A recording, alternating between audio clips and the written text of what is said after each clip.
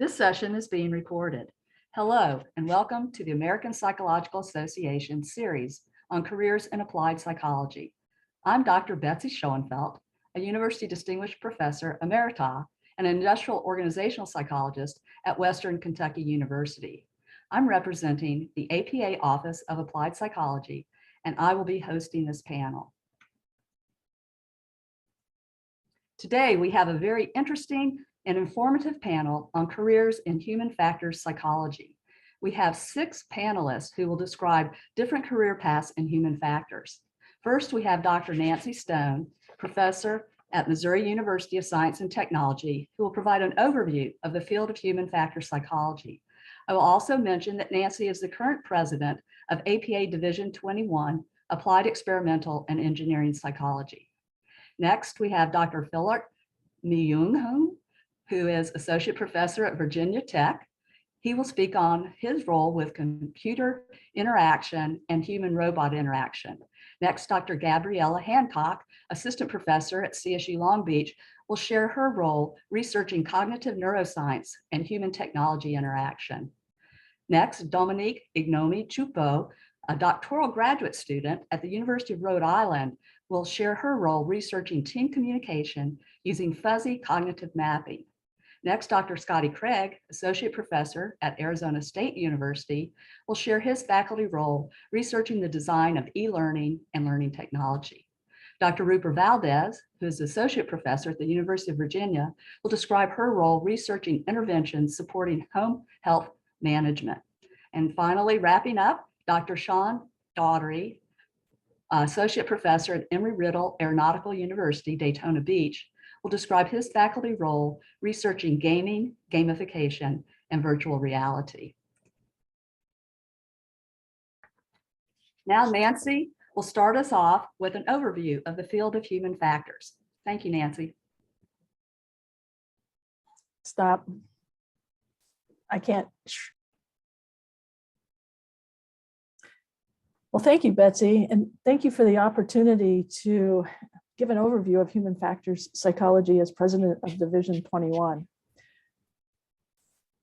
So human factors psychology can be described as the process of taking psychological science and using that knowledge to design environments and things people use. What we're trying to do is to make the use easier for people, which can help reduce errors and increase safety sometimes. So when we're talking about psychological science, we're considering the conditions of the human, and we're trying to apply that to design. So we're concerned with sensory systems. How do people see? How do people hear? We also are concerned with cognitive abilities. How much attention is needed for a particular activity? What kind of memory is going to be needed, or decision-making to be able to use the environment or the things that we're designing for them? What about motor ability? Do people have to move their fingers or their arms, their legs? What's the speed of movement and how accurate will they be?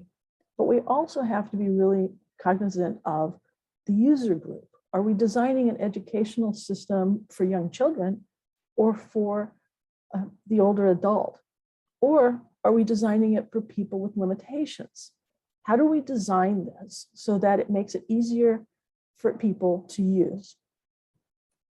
Now, the environments is when we take and apply the psychological science. So the environments could be a variety of things. It could be at school, it could be at work, it could be in your personal space. So just to give you some examples, we have the health situation or medical settings. If you're in an operating room or an emergency room, how do we design that environment and the tools that they use so that they are more efficient and more effective? And of course, there's greater safety. The person in that situation is going to be in a much better situation. We can also think about education. So is the educational material designed well for people to learn and use? What about the environment in the sense of lighting or the chairs or the tables that they use? And also we can look at transportation. We often talk about aviation because we want to make sure the planes fly well and safely. But we also are concerned with the environment, the transportation of our own vehicles. So for instance, you get into your own car. are the things within that car easily understood so that you can use it and be safe, not only for yourself, but other drivers on the road? Plus now with artificial intelligence coming in, how does that play a role in influencing the transportation safety and ease of use? But we can also apply human factors to gaming. How do we design a game so that it's intriguing and challenging for a user, but they also understand how to use it? So this includes a lot of the tools or devices. So you might be trying to design your phone or a TV or the vehicle. So there's a lot of different tools or devices that we might need to design as well. So human factors as a discipline is eclectic. It's interdisciplinary. It pulls from multiple disciplines. We have psychology and we have engineering, we have computer science, and you can throw in a number of other disciplines as well. So there's human factors engineers as well. And there are ergonomists also who learn and apply psychological science and the engineering into design of things people use. If you're interested in gaining an education in human factors, I've given the Human Factors and Ergonomics website, and they do have some undergraduate degrees and they have a listing for that, but they also have listings for graduate programs, the master's level and doctoral degree. Just some examples of employment settings. There's industry, and there's, of course, healthcare, and a number of hospitals are hiring human factors specialists. You can work as an academic or be a university professor. You can teach and do research. Some people work in government, so they work with the military and designing things that are safer and more easily used, or even creating policy to ensure that things that are being designed are following a proper process. Others are in consulting. They have their own consulting practices, or some people are expert witnesses. So when things don't go quite as well as we would like, or somebody gets injured, they might bring in somebody to explain why it didn't function as well as it should have. So in a nutshell, what I would say is human factors is really fun. It draws on multiple areas of psychology and it works with other disciplines, and it addresses and solves global issues. So with that, I'll turn it back to our host, and I look forward to hearing what the other panelists have to say.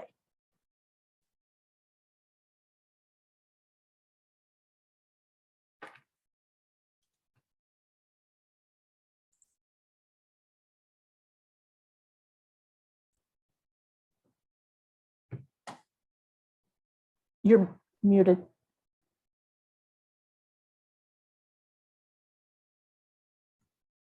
Thank you, Nancy, for that overview of human factor psychology. Hopefully this has piqued interest to hear from other human factor psychologists about their careers, and our panelists are prepared to do just that. Next, Phil Art will speak on human-computer interaction and human-robot interaction.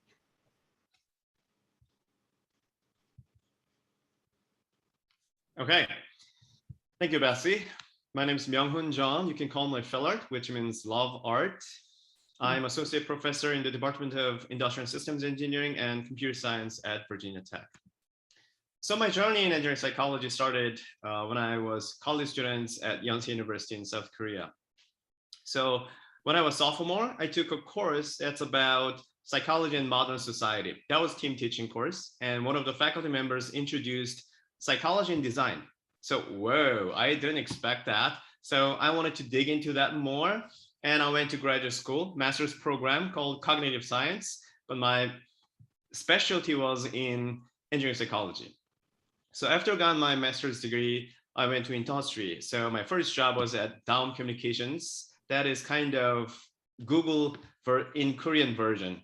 So I worked there as human-computer interaction researcher. And then I moved on to LG Electronics and worked there as a user experience designer. So the first surprise, so if you do research in engineering psychology, then psychologists can be a designer.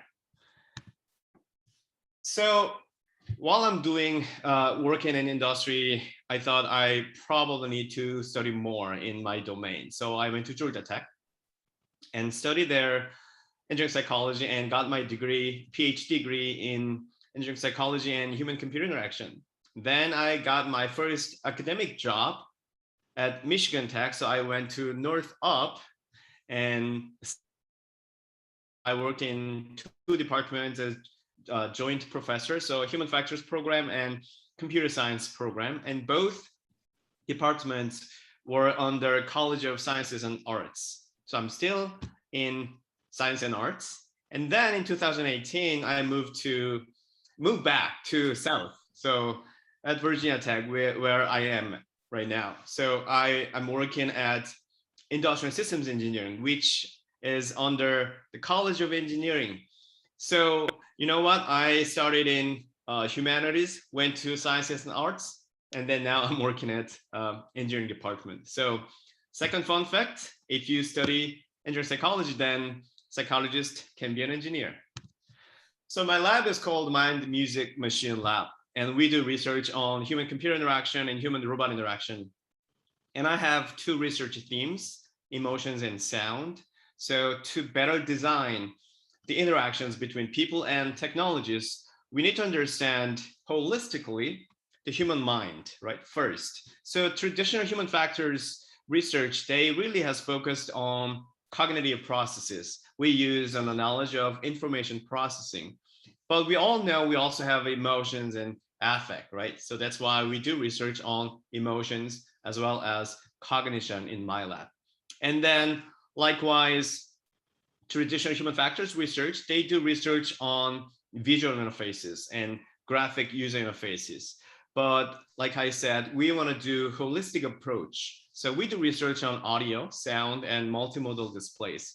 So that's why my lab is called Mind, Music, and Machine. So I have three different research application domains, which include three different machinery. So the first is automotive user interfaces. So nowadays we do a lot of research on automated vehicles. So in different levels of automation, how drivers can develop trust, how emotions influence that procedure, and how we can design sound and audio display. And we do research on assistive robotics. So we do design new robots for kids with autism. And we also do research with kids in school settings to promote STEM education. And the last but not least, we do research on aesthetic computing in immersive environments. So in my lab, we do research with performing artists, dancers, musicians, and visual artists. So using all kinds of technologies we have. So we have multiple displays and motion tracking sensors and robots, and how musicians and performing artists, they utilize all these technologies and create new experiences and art. That's what we're doing. And we frequently do performance in the lab. So the third fun fact is here. If you do engineering psych, maybe sometime you can be an art curator, which I'm doing. So that is kind of fun facts. So I want to stop here. And I sincerely hope that all these presentations today can help you make an informed decision about your future career as a psychologist. Thank you. Thank you, Philip. That was quite interesting. Next, we have Gabby speaking on cognitive neuroscience and human technology interaction. Hello, everyone. Thank you so much for having me. So I'm Gabriella Hancock, assistant professor at California State University, Long Beach, and the director of the Stress and Technology Applied Research Laboratory. So kind of getting my start in this area, I always like to say that I'm nobody's example for this because I got the 1-2 combination of nature and nurture. I had a parent in human factors, a professor of human factors, which is incredibly rare. And I also had a parent who was a professor of early childhood education. So I got a love of teaching and research. And I got all of those dominant genes because my sister is in none of it. So that's how I ended up here. So I had the luxury of knowing what I wanted to do, which I realize is not everybody's path along here. But one of the things that got me interested in human factors and has kept me interested in human factors all of this time is that anywhere there is a human doing anything, we apply. So the sky is the limit, and anything that I'm interested in, I have free reign to study. So that's why I'm here, and that's why I will stay here. So a little bit about my background that got me to that point is I have a bachelor's degree in psychology, a master's degree in applied physiology and kinesiology, another master's degree in industrial engineering, and a PhD in applied experimental and human factors psychology. And without an understanding of that field, that seems like a really eclectic hodgepodge of what is it that you do. But like Dr. Stone pointed out, human factors thrives on that kind of multidisciplinary input. So there's actually method to the madness because, right, psychology is all about how the mind works. Physiology and kinesiology is all about how the body works and how it produces performance. Industrial engineering is all about large scale human machine systems. And then applied experimental and human factors psychology ties that all together about how mind, body, and the environment and the system come together to produce those outcomes of effectiveness, efficiency, safety, and fun that we try to maximize in our field. So as a university professor, my career has really three main thrusts: teaching, which I absolutely love. And I am very lucky in that the courses that I teach are human factors focused. I teach intro, I teach methods, I teach a seminar on human-computer interaction. The second thrust is service, which revolves around student development and helping the field through peer review, editing, organizing, conferences, and so on and so forth. But the majority of what I wanted to talk to you about today is the third branch, which is research. And as Dr. Schoenfeld pointed out, in that mix of different disciplines that I told you about, my specialization is using cognitive neuroscience methods and measures to understand that relationship. So if we want to design systems to help people prevent, things like fatalities, injuries, accidents, property damage, all of these horrible outcomes that we don't want to have, we have to establish where it is where human performance goes wrong, right? So where is that kind of cusp of catastrophe, and how can technology help to pull people back from that front? And part of things, a couple of different ways that you can do that. You can do that through performance, but in some of the systems that we use, performance goes so quickly that you might not get an opportunity to see that something is going to go wrong until it already has. So that's not really going to help us predict super well. Another option is through self-report measures, so questionnaires, right? How stressed are you? But the thing about those perceptions is that they are just that, perceptions. So people might not recognize how stressed they are, right? They might not have the ability to understand what is influencing their performance themselves. Also, people can lie. So we can't take those to be as reliable an indicator. But the thing about the body is that the body doesn't lie, right? Your heart can't tell you it's not beating for a particular reason. So that's one of the reasons that I love it. It's continuous assessment, so you can do it throughout performance. And it's very interesting to see how all of the systems of your body come together to produce that performance. So I have specialized in the past with the brain. The brain is my first love. The heart, the muscles, skin conductance response. I've got a little bit of sweaty palms right now as I'm nervous presenting to you because I understand all of the physiological mechanisms, doesn't protect against that kind of stress. So I wanted to talk a little bit about some of that work that I've done. So as an applied neuroscientist, some of the work that I've done in the past has been with the US Army. So prior to our exit from that area of the world, when our troops were deployed, the number one threat to their life and safety were improvised explosive devices. So those are things like roadside bombs. So the problem is, right, it's like looking for a needle in a haystack, which is inherently hard. But you also have certain parties who are trying to make that needle look more like the hay, right?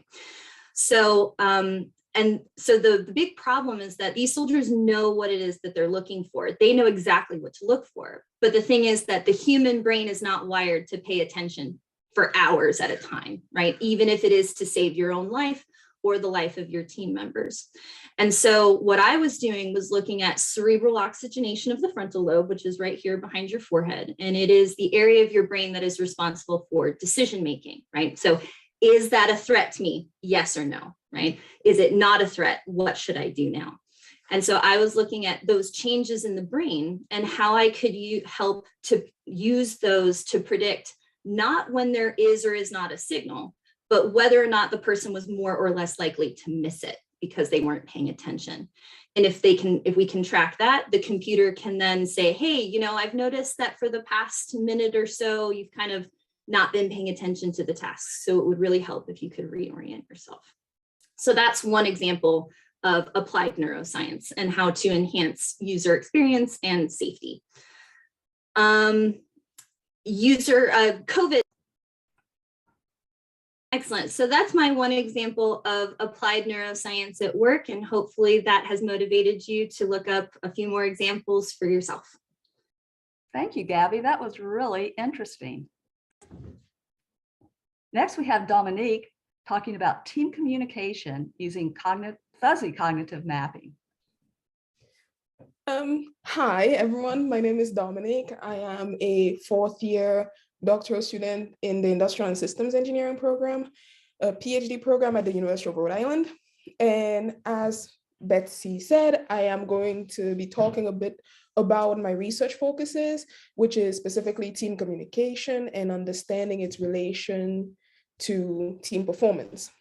So as many or all of us are aware, modern society work requires teams. Most of the things that are done today require teams. The tasks are just too complex to be performed individually, and therefore require people of varied expertise to come together in order to solve different problems. If you look at surgical teams or construction teams, for example, these are not tasks that a single person can do on their own.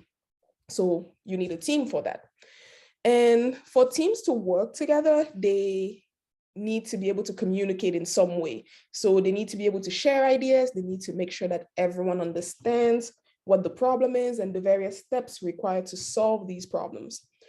And so to understand it through much research and through observation, it's come to understanding that in order to understand how a team works, we need to, and how they attain the results they have, we need to understand how they interact or how they communicate.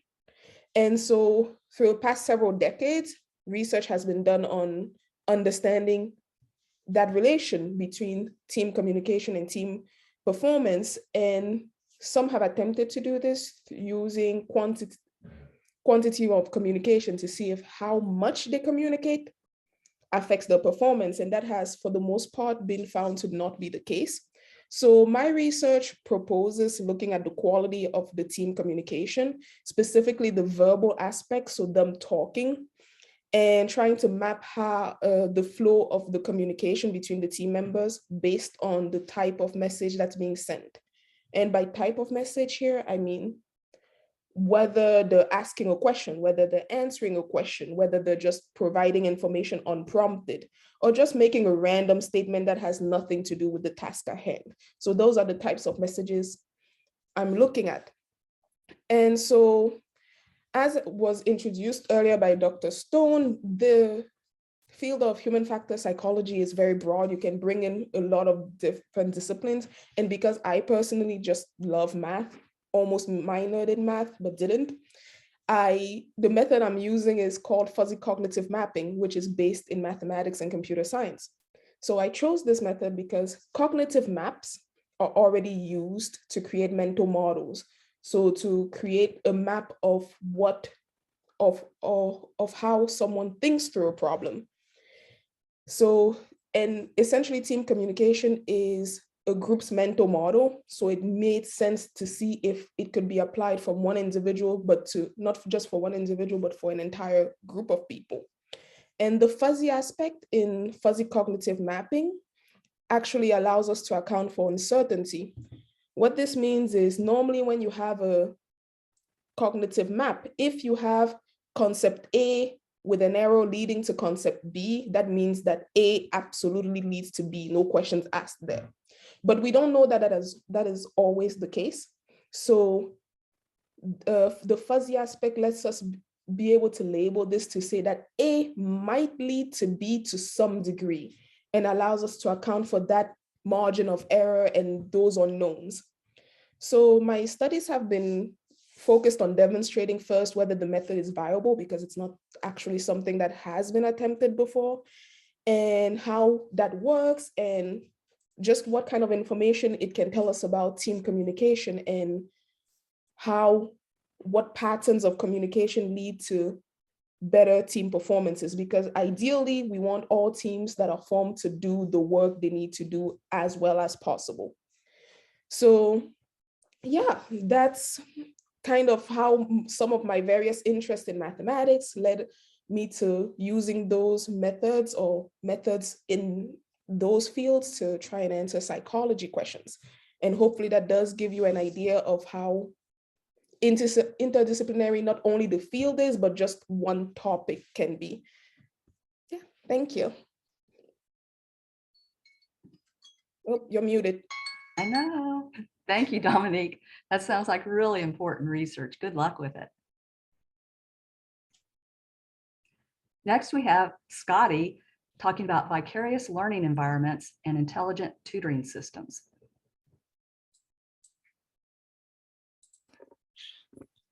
Hello, I'm Dr. Scotty Craig. I'm an associate professor of human systems engineering at Arizona State University. In human systems engineering area, it really is a applied human factors area where we combine psychology, technology, and engineering to help build systems that make humans more efficient. And today I'm going to quickly run through my academic journey to becoming an applied human factor, or getting into an applied human factors career. So how did I actually get here? So starting out in the beginning, it may have been actually very questionable that I would actually end up as a university faculty member. I started out in a small town in the rural South in West Tennessee, about 2,000 people. I didn't even hardly know anybody who went to college. I wasn't sure if I was going to go to college, but I wanted to explore it when I was in high school. So I actually reached out to a local university, the University of Memphis, and was able to get access to attending classrooms. From that, I attended a class and got to meet Dr. Wendy Rogers, who explained the field of human factors to me and cognitive psychology, and it ignited a spark in me. And so so from that, I went to college, and I actually went into psychology and got a bachelor's in psychology, stayed on and got a PhD in experimental psychology cognitive, focusing on education. During that time, I actually got to work with Dr. Art Gracer, who has been a wonderful mentor to me, both as in the undergraduate and graduate, where I worked as a research assistant. Now, these are great positions where you get, even at the undergraduate level, you can work directly with faculty members and work on real research. What I got to do during that time as a research assistant, both again, undergraduate and graduate, is work on systems like AutoTutor.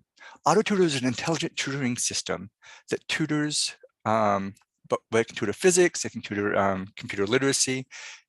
It interacts in natural language with the user to walk them through answering problems within the area. And when I was in graduate school, we actually worked on, we expanded the AutoTutor system to look at affect. So the system can not just look at how well they're doing as far as the user's doing as far as performance. We also used techniques such as facial expressions and body posture to detect emotions. So the system could both understand how well they're doing, what they're experiencing emotionally, and respond based off of that to improve and support learning. Now, after that, after my PhD, I went on to another, which is a very common next level of training, which is a postdoc researcher, where I worked for 2 years at the Pittsburgh Science and Learning Center, where I learned I learned how to take what I learned about lab research and apply it in real world settings, specifically classrooms. So how do you conduct classroom research? After that, I actually got hired back at the University of Memphis as a research scientist. Now, these are research-focused positions where you really get to go out and get grants to do applied research and expand the field. And in this area, I got to go into take what I've learned at the Pittsburgh Science and Learning Center and in my PhD training and take technologies, specifically video-based technologies, into classrooms to look at how we can design short videos, specifically focusing on the dialogue within those videos to prompt and reinforce learning. And I got to work on another project during that time where I evaluated a piece of learning technology, the ALEX system, within middle school mathematics after school program. That was actually in West Tennessee school systems. So I got to go back to that same area that I grew up in and really give back with that training. Now, after about 5 years as a research scientist, I moved on to my current position as a university faculty. And you actually already heard a wonderful example about that earlier, about teaching. And when I get to teaching, I get to do research and I get to do service to the community to give back.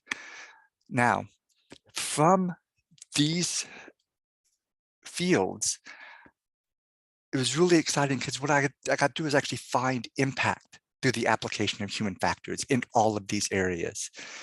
The way I've looked at it specifically with giving feedback or giving impact is through the implementation of videos, where we looked at how do you design these videos, specifically structuring dialogue, using good questions and scaffolded questions to improve learning. Interactive multimedia presentations where you might take these videos, but you also add in other types of feedback with them to support learning, and highly dynamic interactive systems, such as the AutoTutor system I talked about, where people will interact in natural language or other types of highly interactive environments where you're bringing in artificial intelligence to support learning. And I've been able to look at this from the K-12 level on to work that I'm working in now in the military area, where I'm evaluating learning technologies that soldiers are actually using in the field for their training. And in closing, what this has allowed me to do within my career is to combine the areas of psychology, learning sciences, the design sciences such as UX research, and technology, all within the area of human factors, to have and apply and establish real world impact of applications. Thank you. Thank you, Scotty. Another very interesting career in human factors. Now we have Rupa presenting on intervention supporting home health management. Thanks, Betsy, for the introduction and for organizing this wonderful panel. So my name is Rupa Valdez. I'm an associate professor at the University of Virginia with joint appointments in a few different spaces. So engineering systems and environment, public health sciences, and global studies. And I'm going to keep my camera off today, and I'll talk about this a little bit more, but I live with multiple disabilities, one of which is vision related, which makes it difficult for me to look at screens for long periods of time. So you can think of this more as a podcast for my part of the presentation. So I entered this space of human factors from an engineering perspective. And like Gabby, I was originally influenced by my father, who is an engineer. But unlike Gabby, who knew what she wanted to do and followed through with it, I thought I knew what I wanted to do and then realized along the way that I really didn't. So in my undergraduate degree, I knew I wanted to go into engineering. And I don't think I was particularly sophisticated in my choosing of industrial engineering. But what drew me in was in an introductory class, the idea that industrial engineering, and particularly human factors, synthesizes the technical aspects of engineering with skills and elements from the social sciences and from business. And so I thought, I would do this and I would end up working in consulting or working in some type of industry related position, followed by doing something like an MBA or a JD. And I remember saying quite distinctly that I would never go on to graduate school or do a PhD. So never say never, right? So in sophomore year, though, of college, I acquired kind of the first set of chronic health conditions that I live with. And that was a, quite a life-changing experience for me in many ways, which sounds cliche, but yet was true.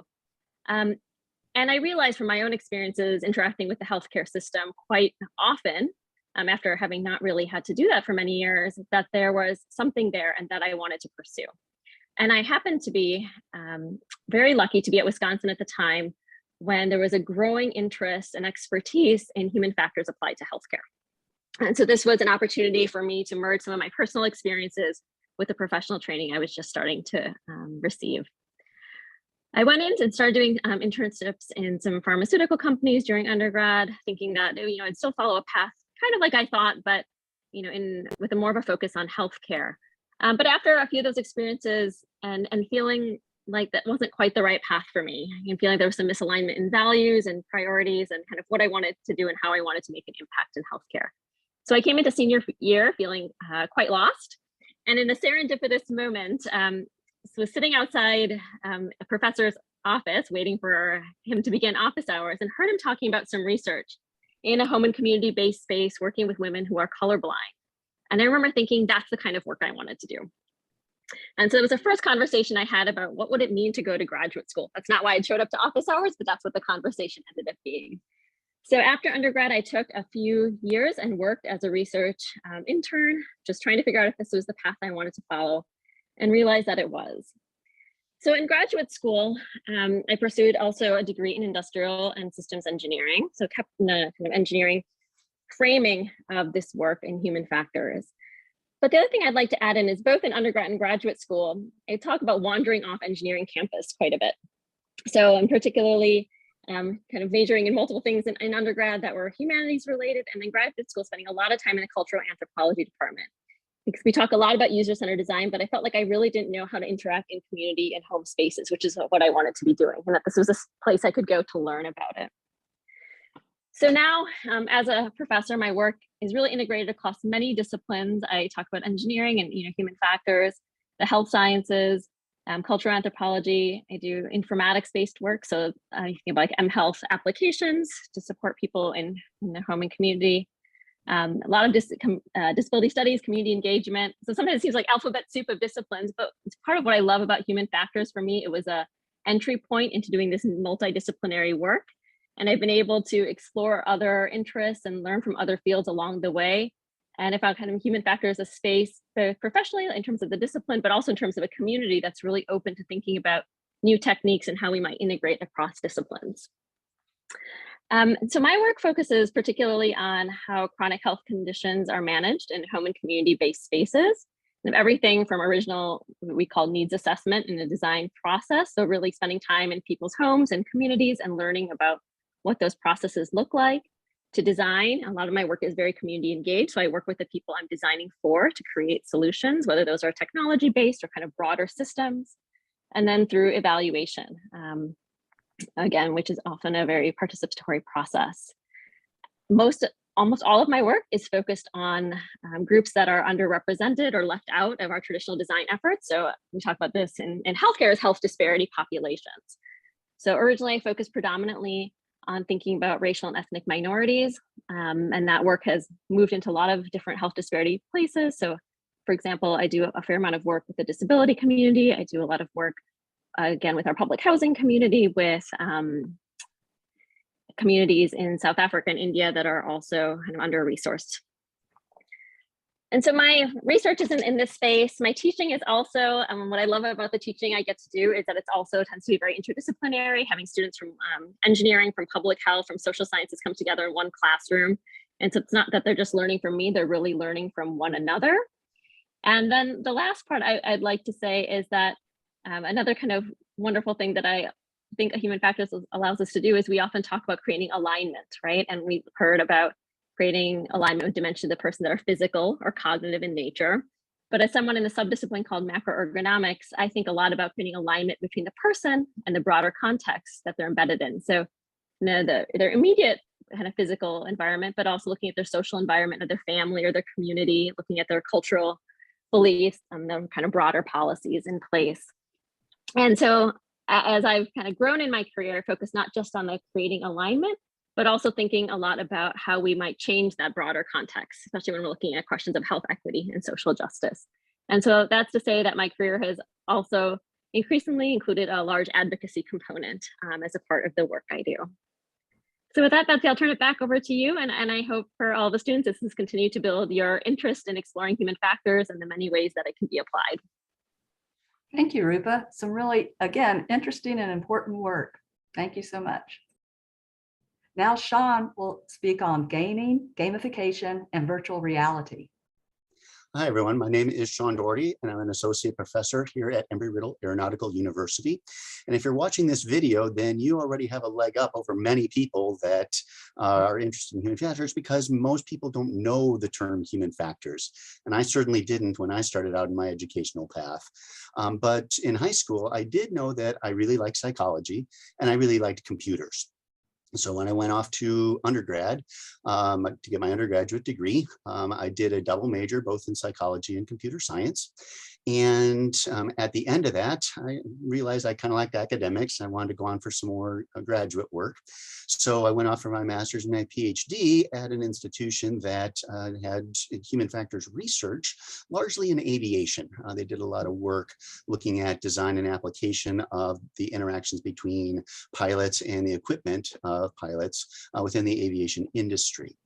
And so after that, by that point, I'd fallen in love with academics, and I sent around a bunch of job applications, and I got a job offer here at Embry-Riddle, where I've been ever since, and love it. And it was largely because I had that background in human factors and psychology and aviation at an aeronautical school that got me in the door. And so I spent the first portion of my time here at Embry-Riddle doing typical faculty things and researching aviation. And there was a point in time, well, basically, let me state it this way. You've heard a little bit from some of the other faculty on the call here today of kind of what our average day is. It involves three primary things, where one of them is teaching, and I teach primarily human factors classes, either on basic processes related to perception or attention or cognition and so forth, but also different kinds of techniques or domains, such as the domains of aviation or air traffic control or entertainment systems, and looking also at other domains such as medical or things like safety or automation and so forth. So teaching is one part of it. Service is another, where in my case, I spend a lot of time, as I suspect many people here on the call do, in terms of meetings and helping out our colleagues and students and so forth in terms of assistance at the department level or at our university or at the national level, all related to human factors. And in my case, one of the ones that is specific to my service component is that I am our internship advisor here at Embry-Riddle. And so I oversee our students that go off and get internships, where they go off to a company and they gain experience with human factors while they're completing their undergraduate work, which hopefully, or graduate work, that will hopefully transition to a career in human factors. And so they go off and do internships related to transportation, such as aviation or automotive. They may go out and work in manufacturing locations. They may go off into medical areas. They may do an internship with government. They might do an internship with some research companies. It's a very broad set of directions that our students go, just as Dr. Stone referred to at the very beginning, in terms of just the broadness of our discipline. And I get to see all of our students go out and, have these wonderful experiences with these companies that hopefully transition to careers. And then my third area is, like everybody else has talked about, it is in research. And I mentioned that I spent the first portion of my career in aviation research. And there was a point a number of years ago where myself and some of our colleagues were sitting around the department and talking, and we all kind of looked at one another and realized that we kind of wanted to take our research in a different direction. And in talking a little bit more, we discovered that we all had an interest in games. Myself, I am a video game player for decades now. And so I'm very interested in video games and that interaction between the players and the technology. So as with human factors, is that interface between people and technology. In my case, that technology is entertainment systems. And so my colleagues and myself use video games or other entertainment systems to look at basic behavior in people as they use those systems, or look at just the actual gameplay itself. So for example, I have one colleague that uses video games to look at social interactions between people. That is, how do you build friendships? What kind of friendships do you have? Are they the same or different online versus offline? I have another colleague that looks at video games and your experience with them. That is, when you first get a video game, what is it like when you first start engaging with it? Do you like it? Are there things that you don't like? Would you be willing to buy another game like this? And so, for example, I recently played a game where the human factors design on it, I'm afraid, wasn't very good, where I started the game and all of the text in the game was dark red text on a black background in really tiny font. I love video games, but I just could not play it. Not very good human factors design. And so my colleague works with some of those issues to try and improve overall game design. I have another set of colleagues that look at teamwork by using video games to try and understand how people work together, utilizing games as their platform. And myself personally, my area of research, I'm interested specifically in entertainment systems. That is, what do people enjoy? Why do they enjoy it? And so pretty much anything related to people interacting with some sort of entertainment system, I'm all over that. And so I research things like escape rooms, which is where you put a bunch of people in a room and you lock it and give them a whole bunch of puzzles and tell them that they can't get out until they've solved all the puzzles. And so we use that to look at teamwork. I also look at things like expertise in video games. What makes one video game player much better than another? For example, I've been playing video games for years, but I would not be useful on your first-person shooter team. I'm nothing more than cannon fodder. I'm not very good. But so what does make those people that are very good at it? I also look at cheating behavior in games. What are the motivations for people? Why do they cheat? What gives them that opportunity? Do they take that opportunity? I look at some of that. And so I also do some research on gamification, which is taking the things that make something a game and applying it to things that aren't a game to try and make them more game-like. So if you've ever tried to play a game where you turn your studying into a game in order to make it a little bit better, well, that's gamification. And the last one is I'm really interested in virtual reality and some of the effects that virtual reality has. So for example, there's some evidence that suggests that we have some distortions in time, in our perceptions of time when you're in virtual reality. And so those are the kinds of things that I do for research, which, personally, I enjoy a lot and I think are awesome. And I've got a great job. And so if you're interested in, this interaction between people and equipment, whether that's medical or in home design or educational systems and the other things that you've been hearing here, if you like design, if you like people, if you like technology, then maybe human factors is the right career for you. So thank you very much. I'll release the floor. Thank you, Sean. That sounds interesting, but also like a lot of fun. Now I'm going to ask each panelist for a final comment, perhaps what they wish they knew before they started graduate school, or some other helpful insight. Nancy? All I could say is I really wish this video existed when I was looking for schools. So this has been really, really informative for me. So I think this was great. Great to learn about my colleagues and their paths that they've taken. Philart? Yeah, I have one quote from Dante: follow your own path and let the others talk. So there are a bunch of different opportunities. You can pave the way for yourself. Gabby? The sky is really the limit with human factors, and grad school is what you make it. Everyone will have taken the same classes as you. It is your research and the other skills that you develop that while you're there, that's really going to make you unique and set you up for a successful career. Dominique? I had something and I forgot it immediately. As I Okay, was let me circle back to you then. Okay. Okay, Scotty. Yes, hopefully what you kind of got from my talk is that it's really important to kind of foster your networks. You're not doing this alone within human factors. We work as groups, we work as teams. Find your mentors and find your colleagues. And they will be the support group that will help you form a much more successful and enjoyable path within this area. And the other thing to remember is that hopefully that you've seen is that human factors is flexible. You learn a lot of core basic skills and you can apply those skills in whichever areas you want to go into.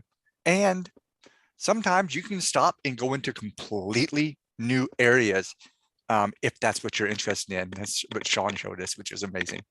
Okay, thank you. Rupa?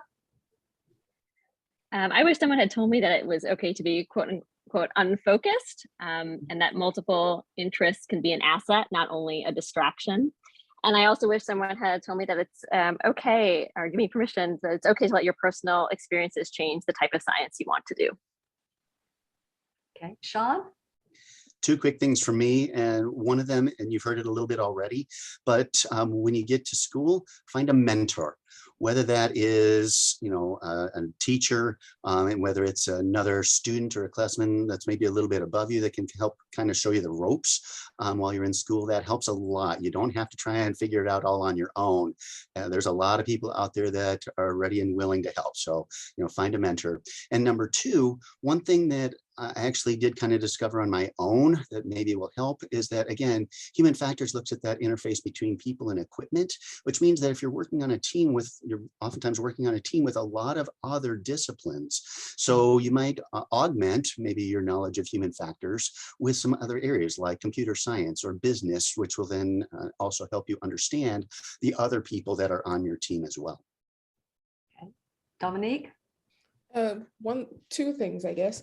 The first is if you choose grad school, one, it involves a lot more writing than they let you know ahead of time. So you should be aware of that. And two, like the path to where you're going might not be straightforward. I know a lot of the other panelists here shared this, and it was not necessarily like straightforward. And I know mine wasn't either, but that doesn't make it wrong. Like just go, it's okay to go with just what you like. I came into industrial and systems engineering with no clue what it actually was. For 4 years of undergrad, my dad asked me, what are you actually studying? And I'm like, I don't know, but it's fun. So that's okay too. Okay, thank you all so much for those final insights. In closing, many thanks to our panelists for sharing their careers in human factor psychology. What an exciting array of careers. I hope you have enjoyed today's presentations as much as I have. If you would like to learn more about human factors careers, contact us. Visit the APA Office of Applied Psychology, APA Division 21, Applied Experimental and Engineering Psychology, or the Human Factors and Ergonomics Society. APA Division 21 has a webpage with information on careers, graduate school, publications, and awards. HFES website has information on grad school and other events in human factors, and the APA Office of Applied Psychology has links to other panels on other careers in applied psychology. Goodbye and good luck pursuing your career in applied psychology.